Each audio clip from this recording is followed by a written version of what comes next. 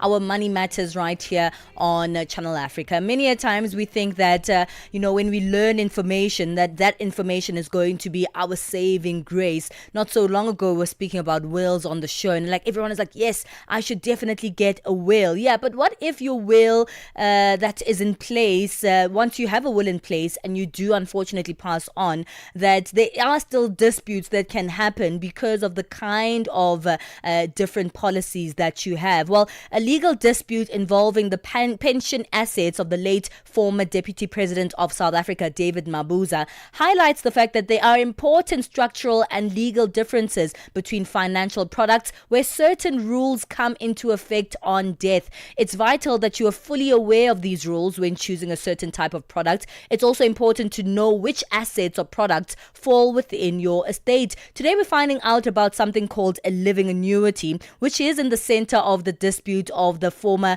late Deputy President, 44.7 million rand in living annuity. We're understanding what is a living annuity, why isn't it handled in the will itself. Helping us on this one is Tsungai Masendeke, who is a certified financial planner and director at IWCP Preventers. Thank you so much, Tsungai, for your time this morning. Good morning, Palesa, and thank you for this wonderful opportunity. Well, thank you for the opportunity that you have to speak to us, because there's so many things that we don't understand. We thought that the will was the word, was the way. And if you have a will, your finances are taken care of, your family is sorted, you know exactly what goes to who. This is a big shocker to us, to be honest. So I love financial education. I love financial literacy because it is for this very reason that we exist, to help debunk financial mysteries. Yeah. So you're right. A will is a legal document that helps to express your final wishes, your final intentions. However, it's important for me to actually reiterate at this point, there are some assets that are not included in your will, i.e., they do not form part of your estate. Those assets would include any money that's sitting in your retirement annuity, any money sitting in your preservation funds, any money sitting in your pension funds, any money sitting in your living annuities or life annuities. So any sort of retirement savings, if I may put it categorically, will not be governed by what your will states. And if people can actually master that, it will help to avoid situations as we currently experiencing. So what do you do then? I mean, what happens to all those funds if they're not formulated as part of your will? Great question, Benjamin. So there are two important things I can talk about. We've got what we call our pre-retirement retirement savings and our post-retirement savings. So if we're looking at anything that is pre-retirement, so your retirement annuity, pension fund, provident fund, your preservation funds, all those are considered pre-retirement vehicles. So when you consider those pre-retirement vehicles, okay, let's pause a little bit. What are those pre-retirement vehicles? Could you elaborate on that so we understand that first before we move on? Okay, so your pre-retirement assets would constitute of things like your retirement annuity, the pension fund or the provident fund you have through your employer, or any sort of preservation pension funds or preservation provident funds you've opened in your personal capacity as a result of leaving your employer. So each one of these different products I've indicated constitute what we call our pre-retirement savings vehicles. So why is it that, many of us don't really understand the difference? Because if you look at this particular case of the late former deputy president, this is somebody, of course, of very high esteem, who obviously had a will in place and perhaps many financial advisors. Do you think enough of us know that not all of the policies that you take out are going to be covered by your will? It's a great question. I don't think people actually understand financial planning as well as retirement planning to the extent that we would want them to. And I always say it's important to have a specialist in your corner who can help debunk some of these important aspects. So as I was mentioning earlier, you've got your pre-retirement assets and then you've got your post-retirement assets, which are what are in question right now, that living annuity. And it's important that your financial advisor, your certified financial planner like myself, educate you on the differences on how those are actually managed in the time of death. They are managed by different laws, and for example, your pre-retirement assets fall under your Pension Funds Act and the Income Tax Act, whilst your post-retirement assets, namely this living annuity, is governed by your Long-Term Insurance Act and the Income Tax Act. And when you have someone who can actually educate you on the differences, it helps you to make informed decisions, which hopefully will help you avoid situations like what's currently happening in the Mabuza family. I mean, how was the deputy president supposed to deal with this in an ideal manner? In the most ideal world, okay, remember we said in the living annuity, it's governed by your Long-Term Insurance Act and the Income Tax Act. So what happens is, whilst the contract holder or the living annuitant is alive, the contractual agreement to receive money is between the long-term insurer and the annuitant. So in the case of the deputy president, the late president, it would have been between Alexander Forbes and himself. The contract was with the two of them. The moment the annuitant passes away, the contractual agreement is now between the long-term insurer and the nominated beneficiaries. So whoever's on that nomination beneficiary form becomes contractually obliged to receive the funds as per the deceased nomination. Okay. So in a perfect world, the late vice president should have clearly indicated in the beneficiary nomination form what should have happened. That's fascinating. You know, maybe after the break we can speak about can there be contradictions between that particular form and what is written in the will, and what happens if there are those contradictions. But let's deal with that after the break. madapiri pazoshitika madapiri pazoshitika boma la dziko la south sudan alengeza kuti wachiwiri kwa mtsogoleri wa dzikolo Riek Machar akuyenera kuyankha mlandu ofuna kulanda dziko wakupha komanso okonza ziwawa, ndipo mtolankhani wathu nkummawa kwa africa Afresa Unene akuwunikirapo. muchikalata chomwe chinalengezedwa ndi nduna yoona zamalamulo komanso chilungamo ya dziko la south sudan, chikalatachi chinalengeza kuti wachiwiri kwa president wa dzikolo Riek Machar apezeka ndi milandu yokupha, yofuna kuwukira boma komanso kulanda dziko ndi kuyambitsa ziwawa. Riek Machar akhala akusungidwa mokakamizidwa ku nyumba kwawo kuyambira mwezi wa Marichi chaka chino. Mwezi wa Marichiwu asilikali omwe mbuyomu anali mgulu lomwe limagwira ntchito limodzi ndi Machar anamenyana ndi asilikali a boma a South Sudan Defense Forces SPDF mu chigawo cha White Nile dziko zoshitika pa nthawi ya 6 koloko kufikira 7 koloko madzulo, lolemba mpaka lachisanu ndi madapiri. Get set and be ready to go. On the move with Palesa and Benjamin Moshatama. Hey, we have to be honest, no one gets practical like we do get practical on the show. We remove all the fluff and we try to get direct into helping you live a better life. Today, we are having a very important conversation in our Money Matters feature, really speaking about what is a living annuity. And Tsungai is joining us on the line on this one, and I'm really enjoying this conversation with you because it's something that maybe we have never looked at in a way that we unpack it beyond what we see with just the naked eye. Let's unpack that, because some people think the will is an overriding document. Like you spoke about this beneficiary form, right?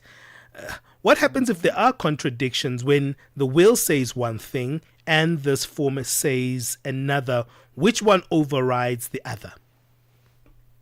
So I'm glad you are coming here, because the information I shared initially about those pre-retirement assets and post-retirement assets is quite important at this point in the conversation. These assets are not governed by what is happening or what you say in your will. They form part of your assets outside the estate. So you can write with red ink, blue ink, purple ink, go red and colorful or rainbow colors in the will stating what you want to happen in your pre-retirement assets and post-retirement assets, but it won't matter because they're not held in the estate. They're outside the estate and they're actually managed separately and differently. So all your assets that have to do with retirement savings, please hear me and hear me clearly. They do not form part of your estate. Hence, your will not have any impact in how they are distributed as long as they are outside the estate. Obviously, there are some instances that we call special cases, which I'll not be discussing today, but it's important to make sure that if you've got retirement assets, pre-retirement or post-retirement, complete those beneficiary nomination forms. Please save yourselves, save your loved ones, nominate beneficiaries. But there's a little bit of a caveat, which has brought the complication in this particular case, because your pre-retirement assets are actually governed under the Pension Funds Act, which says in Section 37C that the trustees now have the onus of investigating any sort of legal beneficiaries, financial beneficiaries who could potentially benefit from the funds. But hear me and hear me clearly. Their work is only done as long as the money is still on the pre-retirement assets side. The moment someone retires from the fund, guess what? Those trustees do not have a say, and it becomes only your beneficiary nomination form that speaks on your behalf. That's incredible. I just want us to just pick on this one thing because I find it very interesting. And it's probably a stupid question. You'll be like, but Ben, we've been speaking for 24 minutes and you should have asked this question earlier. I'm asking this question now because as you speak, it brings me back to the original question on what a living annuity is. Did we miss an important question in unpacking that? Because I think as you unpack these multiple dynamics, people don't really know what a living annuity is. Could you help us with that? Okay. So a living annuity is simply an insurance contract you buy from an insurer, right? Using your pension fund money, provident fund money, retirement annuity money, or any sort of preservation funds you have. So that this living annuity can then pay you a monthly income to sustain you upon retirement. So think about it. In your working life, you've company X that's paying you an income. You're busy accumulating these assets in the form of your pension, provident fund, or retirement annuity. Then when you retire, no one now has company X in their lives because you have said, bye company X, I've decided to put up my golden gloves. So this pool of money you saved buys you the living annuity, which then pays you on a monthly basis a salary to replace what company X was paying you in the past. That effectively is what your living annuity is. It's a pool of money that you give to the life insurer so that they can pay you a monthly income up until either you pass away or your funds are exhausted. Okay, I see. I think before we wrap up, there's another little spanner in the works that we're seeing taking place with this former Deputy President case study.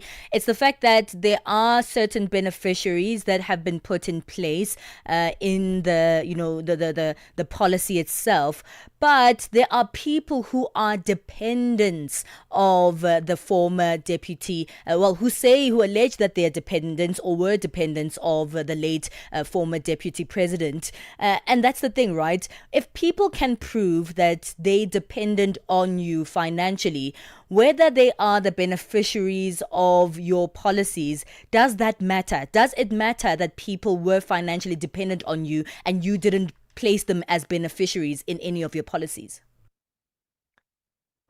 And that is exactly the reason why we're here, the controversy around the dependency. Correct. So as I mentioned earlier on, if they are pre-retirement assets, i.e. your retirement annuity, pension fund, provident fund, preservers, the good news is financial dependency, legal dependency is considered at the point of death in order to then distribute those retirement assets equitably. Unfortunately, once the assets have crossed from pre-retirement to post-retirement, only one document alone becomes critical, that nomination of beneficiary form. And if you are not nominated on that form, the insurer does not have a contractual obligation with you. Irregardless of whether or not you were getting a 5 million allocation as a dependent whilst the annuitant was alive, if your name is not on the beneficiary nomination form, the insurer is obliged to make sure they pay you nothing. I.e., if your name is on the beneficiary nomination form, again, the insurer is obliged to pay you as per the percentage allocations on that form. And I want to stress this morning. Please, if you have living annuity assets, and you haven't completed your nomination beneficiary or appointment of beneficiary form, do yourself a favor, do your loved ones a favor, and do the right thing. Otherwise, we will have an explosive mess that people will shed long tears over long years. And this is just a side question as we wrap it up. We know that South Africa has introduced this two-pot retirement system, and people tend to get their hands in the cookie jar very early. Would this affect how your life annuity is structured? So the two-pot system was introduced to provide financial reprieve ahead of retirement. And remember, two-pot falls under the Pension Funds Act, so it governs your pre-retirement assets. The one thing it will do if you are touching your savings pot now is it just means that by the time you retire, you've got a smaller pool of assets that can then buy a living annuity, meaning you'll have less of a monthly income to be paid once you retire. Okay, thank you so much for that clarification. Where can we find you online? Ooh, I love this engagement we've had. And if people want to learn more, please reach out to me. I'm on LinkedIn, Tsungai Masendeke, or they can actually email me on tsungai.masendeke@liblink.co.za. Fantastic. You've given us a wonderful education there. That's Tsungai, who is joining us there on the line. And what a great help that conversation was. Tsungai is a certified financial planner and director at IWCP Proventus. Let's move